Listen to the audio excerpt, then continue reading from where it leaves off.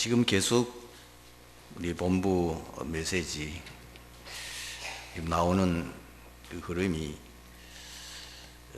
렘넌트를 이 시대에 영적 서밋으로 세우지 않으면은 세상을 살릴 수 없음을 많이 강조하고 있습니다.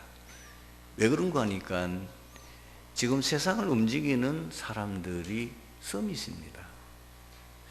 그런데 그 사람들이 하나님을 모르잖아요.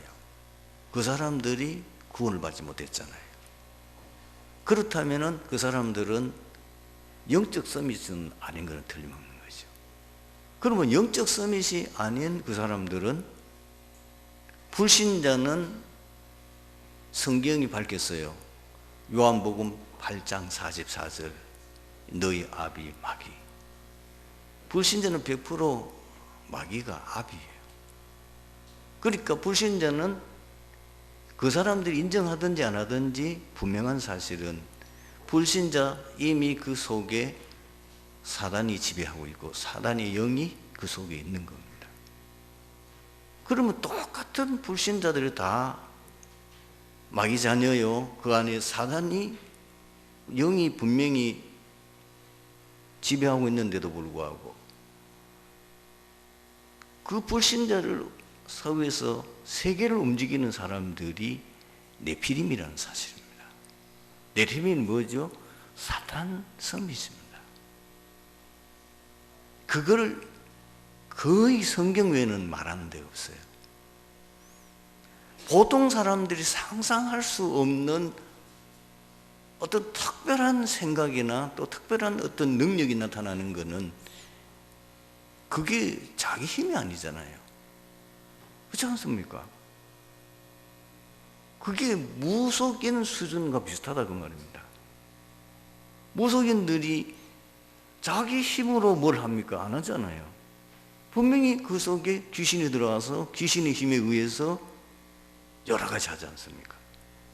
사람을 딱 보면은 그 사람의 과거부터 시작해서 지금 상태, 앞으로 심지어 어떤 재앙이 터질까지도 입으로 그냥 말하는데 자기가 말하는 게 아니고 그 속에 귀신을 말하잖아요. 그게 그대로 떨어지잖아요. 그래서 지금 3단체는 뭐 한다고요? 접신운동을 하는 겁니다. 특히 유에이지 그리고 프리메이션. 그 사람들이 굉장한 지금 다 성공의 사례인데도 불구하고 그 사람들이 깊은 단계에 들어가게 되면, 명상의 깊은 단계에 들어가면 결국은 귀신과 통하는 거예요. 사단과 통하는 것이거든요. 지금 오늘 우리 세대는 뭐가 같냐면 창세기 6장과 같아요. 네피림. 그 땅에 네피림이 있었더라. 그게 이제 권력으로 들어가게 되면 뭐요? 히틀러 같은 인물이 나오는 거예요. 그게 권력자에 들어가면은 누구처럼 알렉산더 같거나 나폴레옹 같은 인물이 나와서 전 세계를 자기가 지배하려고 전쟁을 일으켜요. 징기스칸 같이.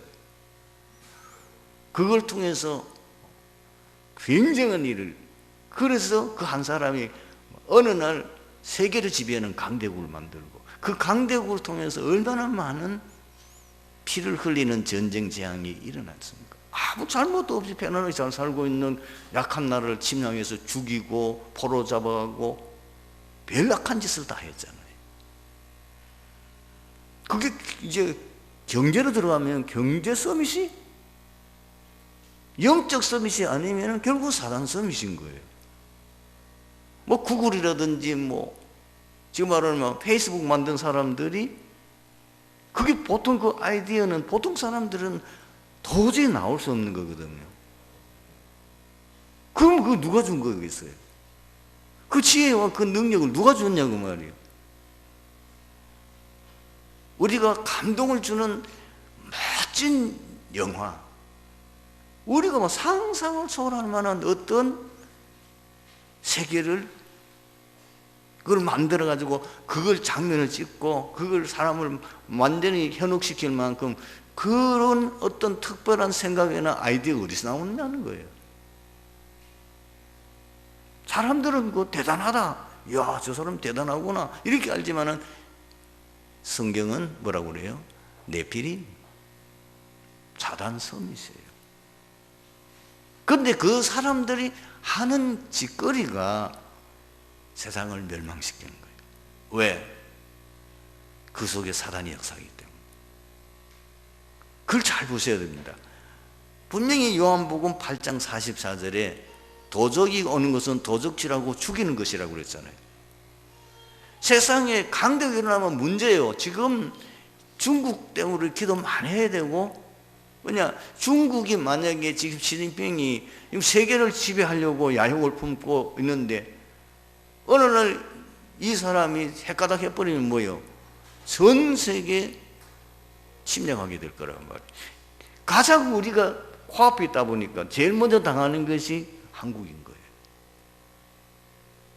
이 한국 역사를 여러분들이 잘 보세요.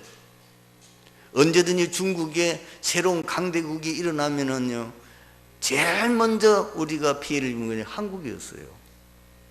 저 일본의 어느 날 계속 저끼리 싸우고 하다가 그 중에 풍신수길 같은 이런 사단 서밋이 일어나니까 이것이 중국과 세계를 집어삼키려고 전쟁을 일으켰는데 이거 임진왜란인 거예요.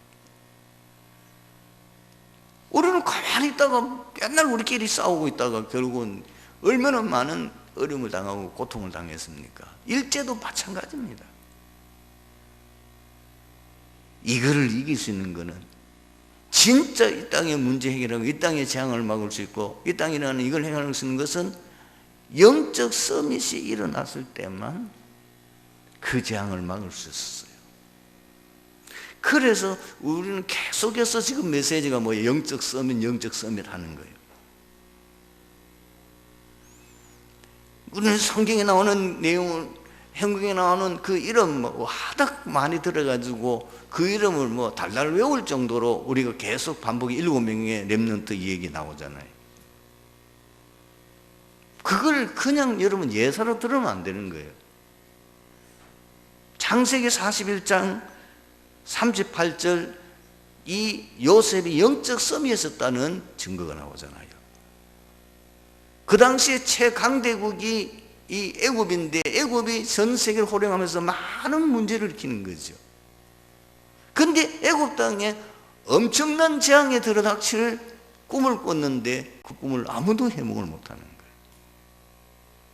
그때의 요셉이 추천을 받아가지고 왕 앞에 갑니다. 왕이 그 꾼 꿈을 일사천리로 쫙 얘기해요. 그리고 이 꿈에 앞으로 이 애굽 땅과 지금 근동 지방에 들어닥칠 이 가뭄을 통해서 오는 이 기근 재앙을 막을 수 있는 비법을 요셉이 망설임도 없이 그 자리에서 쭉 얘기합니다. 바로 왕이 감탄하잖아요. 너처럼 여호와의 신에 감동된 사람을 우리가 어떻게 찾을 수 있느냐? 영적 서밋이란 말이죠. 여러분,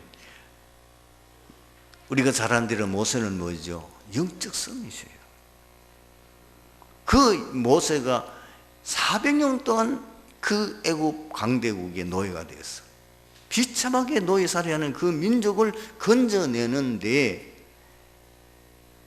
그 모세가 언제 영적 서밋이 될 수 있었느냐 하는 그 부분은 어릴 때에 어머니가 유모로 들어가서 그에게 언약을 심은 거예요. 그리고 난 후에 애국에서 40년 동안 왕궁에서 공주의 양아들로 세상 학문, 세상의 지도자 훈련을 다 받고 인정을 받았지만 그것까지는 안 되니까 하나님이 이상한 사건을 터뜨려 가지고 살인자로 지명부제를 받아가지고는 도망가는 신세가 됐는데 그래서 미디안 광야에서 40년 동안 미디안 광야에서 영적 서밋의 훈련 과정이 있었던 거죠. 그걸 여러분들이 놓치면 안 되는 거예요. 사무엘은 아예 어머니가 하나님 특별한 지혜를 주셔서 서원에서 난 아들이에요. 나실인. 그래서 아예 젖을 떼자마자 성전에서 자랐어요. 언약궤 옆에 누워서. 벌써 뭐요? 영적 서밋이 되는 과정을 다 경험하게 돼요. 너무 외롭고 힘든 과정들이 있었지만은 거기에서 하나님 음성을 듣게 되고, 벌써 아직 이 어느 정도로 이 사무엘이 영적 서밋에 하나님 특별히 받았냐면은, 하나님 부르시는데 하나님 음성인도 모르고 엘리 제사장이 자기를 부른 줄 알고 3번이나 달려가잖아요. 3번째 그 엘리 제사장이 눈치를 채고는 이 얘기를 하는 거예요. 아, 하나님이 이 아이를 지금 부르구나. 다윗은요, 벌써 목동 시절에 달랐어요. 거기서 목동으로 있으면서, 이제 뭐 양을 목양하는 목동은 시간이 많잖아요. 양을 들판에 풀어놓고 양을 인도하고 하면 되니까 많은 시간, 그게 남은 시간은 뭐였냐면은 찬양하고 시도 쓰고, 그게 시편이 나중에 시편이에요. 그래서 악기를 또 다루는 특별한 하나님 기술도, 거기다가 뭐요? 양을 지키기 위해서 악한 그 짐승을 물리치기 위해서 뭐요? 물며 던지는 기술을 거기에서 익히는 그 영적 서밋의 중요한 시간표가 벌써 이 다윗은 목동이 언제 됐겠습니까? 정확한 건 모르죠. 어릴 때부터 그냥, 특별히 그 당시에는 공부하는 시기 그게 없으니까, 학교 가는 것도 없으니까 어릴 때부터 아버지 따라서 틀림없이 목동 일을 배우고, 그 세월이 10년 이상 그 불판에서 다른 목동대가 뭘 하든지 간에 상관없어요. 자기는 그게 상관없이 여호와 찬양하고, 그리고 하나님 말씀 묵상하고, 그리고 하나님 영감 주시면은 막 시를 쓰고 싶은 마음이 생기면은 그걸 그때마다 시를 기록하고 찬양하고, 물레동지 기술 익히고. 여러분, 다니엘은요 포로 잡혀갔어요. 언제 잡혀간지 정확한 거는 몰라요. 그 포로 잡혀가기 전 이스라엘 나라가 멸망되어지는 그 상황일 때 얼마나 나라가 어지럽고 나라가 얼마나 힘들었겠습니까? 거기서 이 다니엘과 뜻이 있는 이 세 친구들은 뭘 했겠어요? 하나님 24시 했겠죠. 하나님 24시. 영적 서밋의 특징은 뭐예요? 하나님 24시인 거예요. 그래서 바울은 그렇게 얘기했잖아요. 무시로 성령 안에서 기도하고. 데살로니가전서 5장 17절에는 쉬지 말고 기도하라. 그건 단순하게 기도한다는 게 아니고, 거기는 모든 그 사람의 신앙에 가장 집중하는 모습이 들어있는 거예요. 계속 기도만 하고 있을 수 없잖아요, 그죠? 기도하면서 찬양하고, 기도하면서 말씀 묵상하고, 기도하면서 현장 놓고 지금 구원받을 백성들 놓고 하나님의 뜻을 생각하고, 하나님의 은혜가 이 땅에 필요한 이런 모든 것을 생각하고, 특히 바울 같은 경우에는 전도자니까 237개 나라, 이미 그는 세계 복음화에 하나님 특별한 천명을 주었기 때문에 그걸 붙잡고 계속 24시, 하나님 24시. 여러분, 영적 서밋 말은 쉬워요.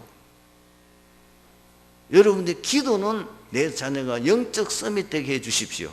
영적 서밋 되면 자연적으로 기능 서밋이 되면서 나중에는 왕들 앞에 설 만큼 문화 서밋이 된다는 것은, 그 기도하는 데는 사실 1분도 안 걸리잖아요. 그러면 여러분들이 진짜 자녀들이 영적 서밋이 되기 위해서 구체적으로 어떻게 하느냐, 그게 있어야 될 거 아니에요. 우리 자녀가 24시 하나님만 바라볼 수밖에 없는, 그래서 이 하나님 24시 되도록 부모가 해야 될 역할, 그렇게 할 수 있도록 분위기나 모든 것을 그렇게 집중하도록 우리가 밀어줄 뭐가 있어야 되잖아요. 요셉 같은 경우에는요, 아예 어머니도 안 계시고 가정에서는 완전히 왕따다 보니까 아마 제가 보기에는 아버지가 틈틈이 챙겼을 것이고 아버지가 그 요셉에게 언약을 전달했을 겁니다. 그런데 이 요셉이 그걸 알아들었어요. 그를 뭐 했겠어요?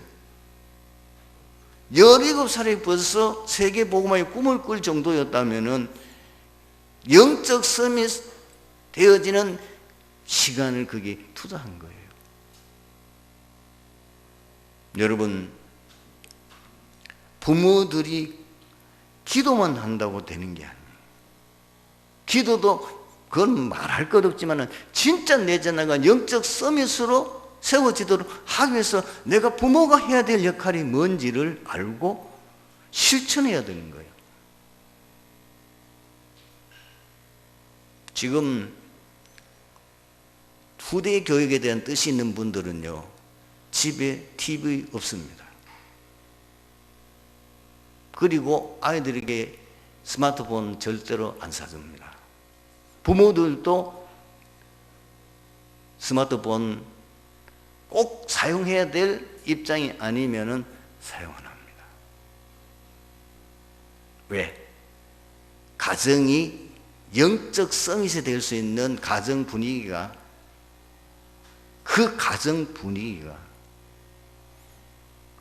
24시 하나님을 바라볼 수밖에 없는 환경을 부모가 만들어줘야 되는 거예요.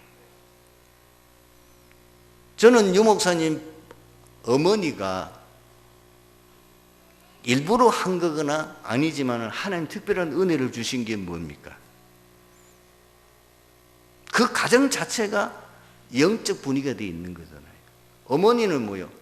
아버지가 돌아가시고 난 이후에 자녀들 공부를 시켜야 되니까 그 직장 생활했는데 그것도 청소하고, 뭐 배운 게 없으니까 회사 청소하고, 집에 돌아오면 늦게 돌아오니까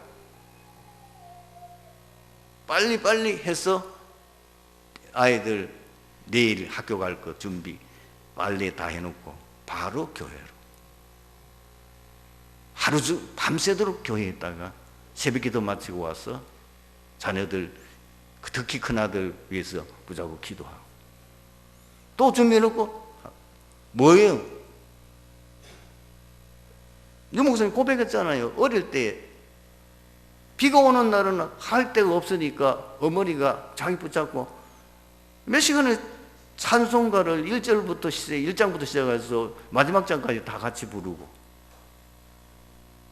자기가 가게를 하는데 많은 그 교인들이 찾아오는데 어머니가 한 번도 남의 말을 한 적을 본 적이 없다는 거예요. 교인들이 와가지고 온만 쓸데없는 얘기를, 교회 목사님 흉보고 뭐 장로님 흉보고 뭐 이상한 뭐 세상 얘기하는데 거기에 전혀 어머니가 거기 안 끼어들고 오히려 자꾸 좋은 얘기를 하고.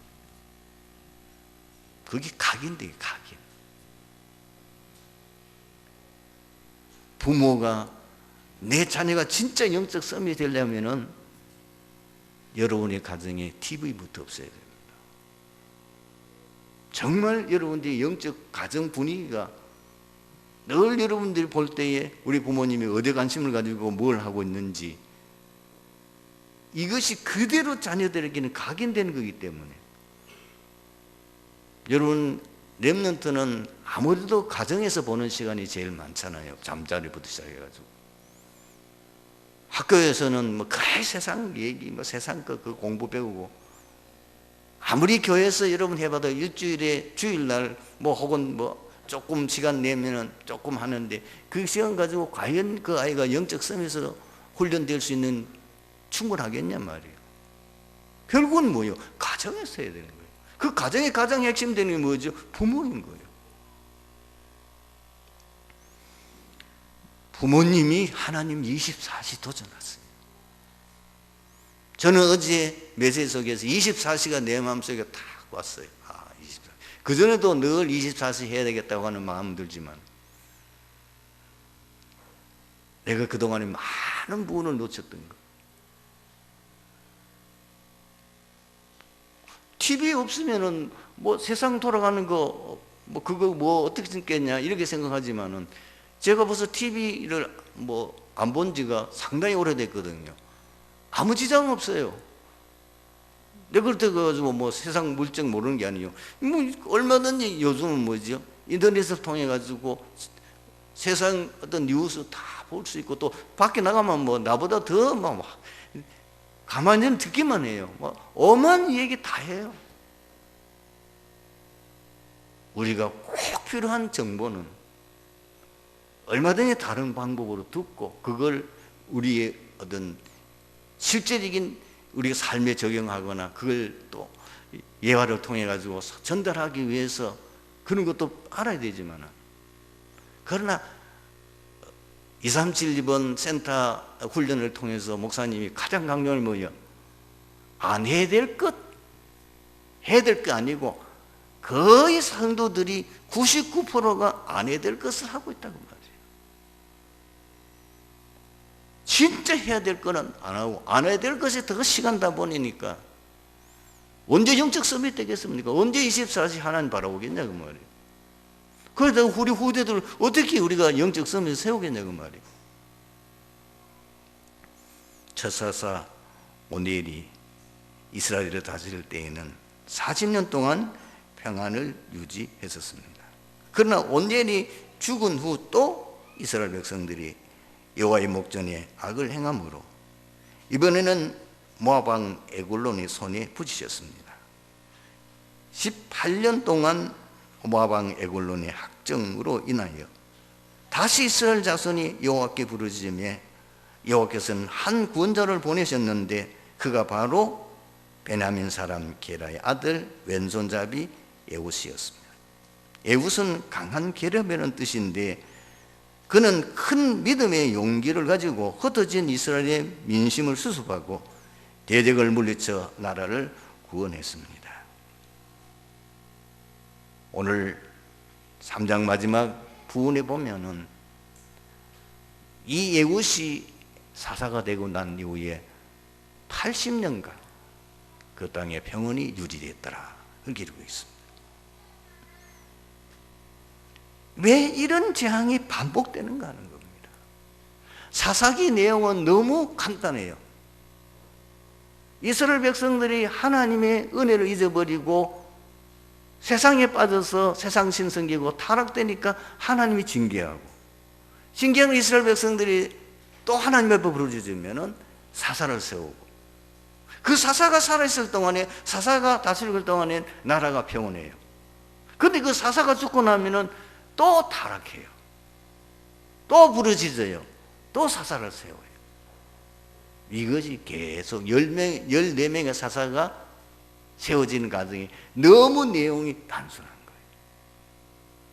그러면은 오늘 우리가 메시지 속에 붙잡아야 될 게 뭐냐면 어떻게 하면 이스라엘 백성이 당하는 이 재앙을 이 반복되는 재앙을 막을 수 있느냐 하는 겁니다. 지금 이 땅에 일어나는 이 일이 계속 반복되는데 어떻게 하면 이걸 막을 수 있느냐? 세 가지 비밀을 가져야 돼요. 첫 번째가 뭐냐면 이스라엘을 이끌 수 있는 영적 지도자가 있어야 되는 거예요. 사사가 있을 동안에는 뭐죠? 그 사사가 나라를 위기와 재앙에서 건져냈어요. 모세가 지도자를 했을 때는 노예에서 그 백성들을 건져냈고 여호수아를 통해서 가나안 정복하고 가나안 땅을 차지하는 역사가 일어났고 사무엘 때는 미스바 운동을 통해서 그 블레셋 손에서 이스라엘을 구원하는 역사가 일어났고 엘리사 때는 아람 군대가 쳐들어왔는데 도담성 운동을 통하여 전혀 싸우지 않고 아람 군대를 물리치는 기적이 일어났습니다. 반드시 언약을 상실했을 때마다 위기와 재앙이 닥쳤어요. 그리고 그 언약을 회복하는 영적 지도자가 일어났을 때마다 국가의 위기는 해결되었습니다. 우리는 뭘 위해서 가장 많이 기도해야 되겠습니까?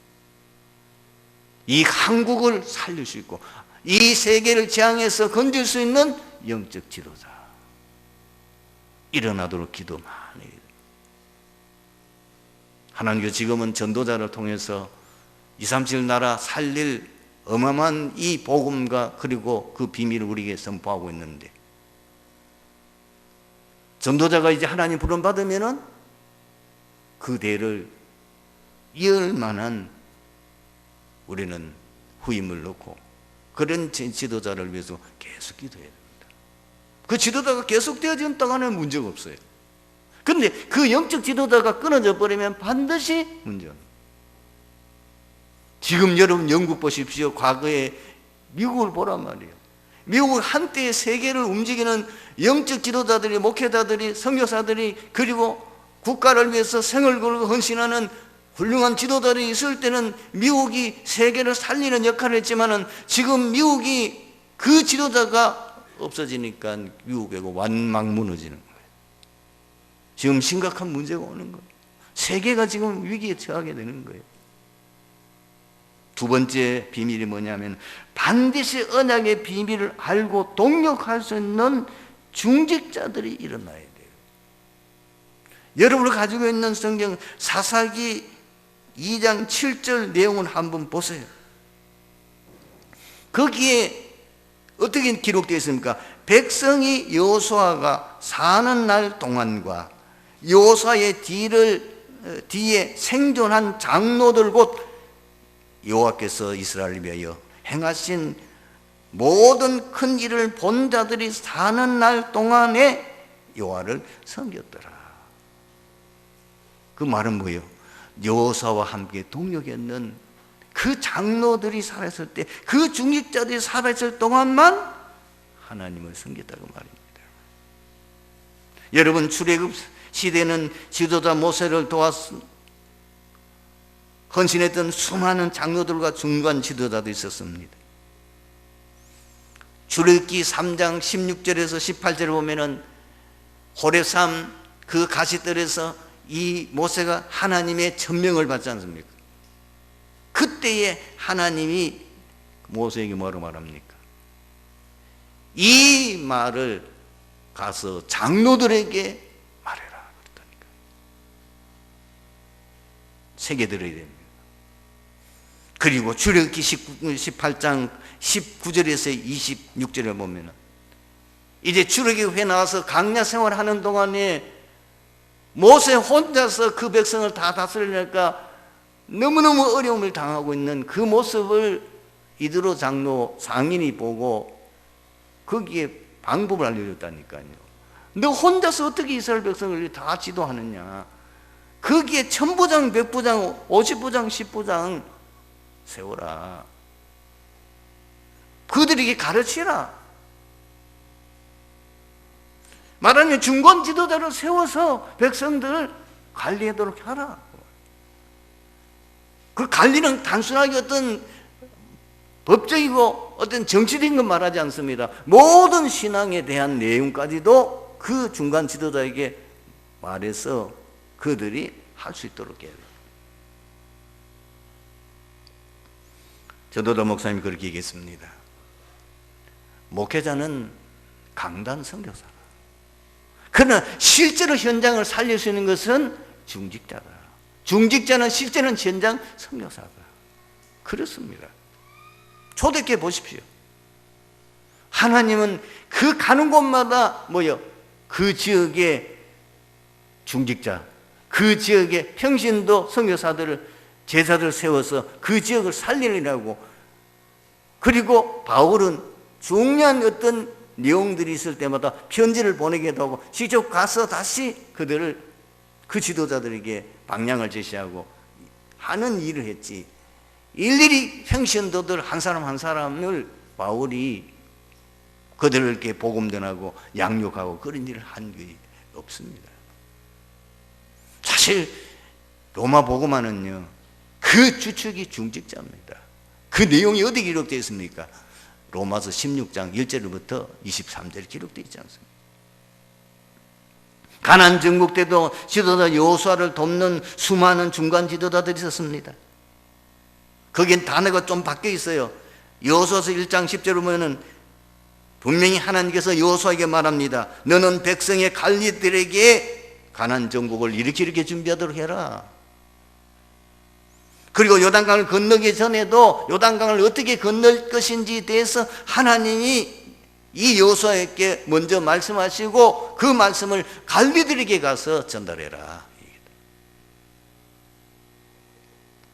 여러분, 도단성 운동 성공 배후에는 누가 있습니까? 중직자 오바다가 있습니다. 참 오바다는 대단한 인물이요. 누가 시켰습니까? 자기 목숨뿐만 아니라 자기 가정 전체에 굉장한 위기가 올 수 있는데도 불구하고 목숨을 걸고 선지자 50명씩 굴에 숨겨놓고 그들을 먹이고 그들을 보호했어요. 그 사람, 거기서 이런 걸 통해서 결국 도단성 운동을 하는 결정적인 실천제도를 찾는 결정적인 역할을 하게 된 거죠. 초대기의 로마 복음화의 핵심 인물들은 중직자였어요. 그 다음에 세 번째로 우리가 어떻게 하면 이런 재앙을 반복하지 않을 수 있겠느냐? 우리가 회복한 이 복음, 이거 어떻게 하면 이것이 주님 재림할 때까지, 어떻게 하면 이게 세계복음화 이루어질 때까지 지속할 수 있냐? 반드시 언약의 바통을 이어갈 후대가 있어야 됩니다. 여러분, 사사기 2장 10절 말씀 한번 펴서 한번 보세요.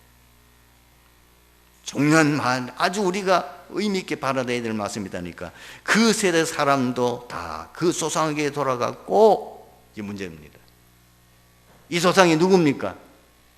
여호수아와 함께 하나님의 역사와 하나님의 이 어마어마한 비밀과 모든 걸 알고 있는 그 조상들이 이제는 다 돌아간 거예요. 이제는 죽은 거예요. 그 후에 일어난 다른 세대는 여호와를 알지 못하며 여호와께서 이스라엘을 위해서 행하신 일도 알지 못하였더라. 11절에 그래서 이스라엘 자손이 여호와의 목전에 악을 행하며 후대가 끊어진 겁니다. 언약의 바톤이 후대에게 전달 안 된 거예요.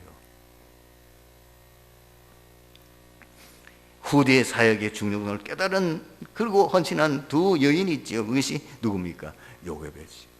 한나가 알았어요. 구약시대에 후대 사역했던 영적 지도자들이 누굽니까? 사무엘이요, 엘리야요, 엘리사. 예수님께서 부활하신 후에 제자들에게 주신 메시지가 무엇입니까? 마태복음 28장에는 모든 족속, 거기에 모든 족속은 단순하게 다민족 뿐만 아니고 그 다민족 렘넌트 제자들을 말하는 거 아니겠냐고 말이에요. 그들 제자 삼아라.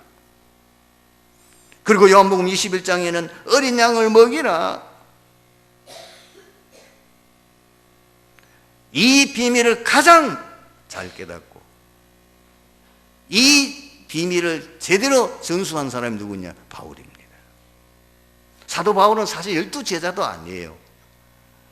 그리고 사실 이 바울은 그 감난산 사실 집중하는 거기에서 참여한 사람도 아닌데도 하나님이 특별한 깨달음을 주셔가지고 후대 사역의 중요성을 처음부터 알고 헌신한 거예요.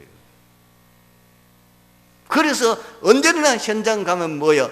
회당에 갔어요. 그 회당에 누가 있습니까? 렘넌트들이 모였는. 그리고 중요한 이 평신대 제자 누굽니까? 브리스라 아굴라를 만났을 때 같이 어디로 갑니까? 회당으로 들어갔어요. 그리고 19장에 보면은 에베소 지역에는 많은 그게 이제 회당에서 복음 전하다가 그 중에 이제 딱 구분이 되잖아요.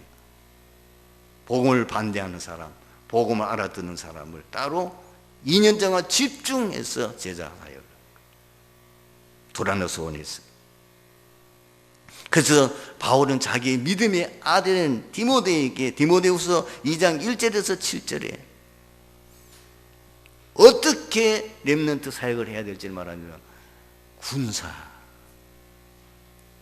그리고 경계하는 자, 농부. 이 사람의 특징이 뭐죠? 24예요. 여러분, 군인들이 24 하지 않으면 어떻게 적군을 막을 수 있겠냐고 말이에요.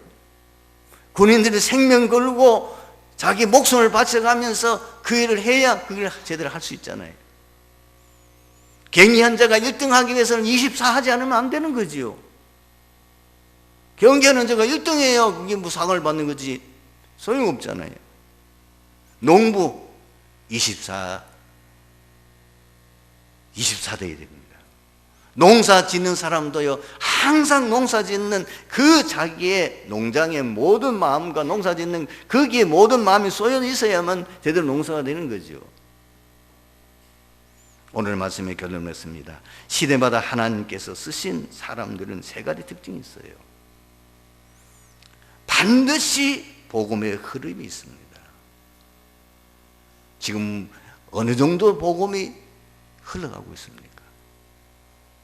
보면은 지금 복음이 어떤 상태는 복음이 자꾸 없어져요. 복음이 회복되어야 될 중요한 시점이에요. 지금 시대 흐름 보십시오. 지금이 네피림 시대 아닙니까? 완전히 사단섬이 이제 세상을 호령하고 그러면서 이 땅에는 끊임없는 재앙이 닥치고 있잖아요.